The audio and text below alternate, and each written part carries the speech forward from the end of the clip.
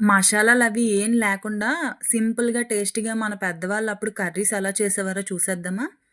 First అయితే ఒక కుండ తీసుకొని అందులోకి వెజిటబుల్స్ అన్నీ యాడ్ చేసుకోండి.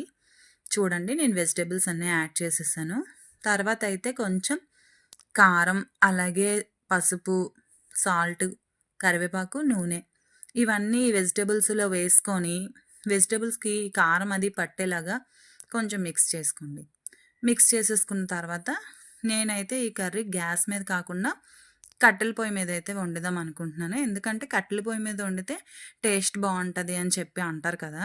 సో, అలా అని చెప్పి పొయ్యి మీద అయితే పెట్టేసాం ఫైనల్‌గా. దీన్నైతే ఒక మూతతో క్లోజ్ చేసేయాలి. కూరని కొంచెం సేపు మగ్గించాలి. మగ్గించిన తర్వాత ఇలా కొంచెం కలిపి మళ్ళీ మూత పెట్టేయాలి. కొంతసేపటి తర్వాత మళ్ళీ దీనిలో కొంచెం వాటర్ యాడ్ చేసి ఉడికించేయాలి. ఉడికించేస్తే మనకైతే ఫైనల్‌గా కర్రీ ఇలా అయిపోయింది. కొత్తిమీరేసి దించేసాం. తర్వాత మీరు చూడండి కర్రీ అయితే ఎలా ఉందో.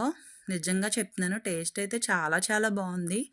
కట్టెల పొయ్యి మీద వండడం వల్ల ఏమో తెలీదు.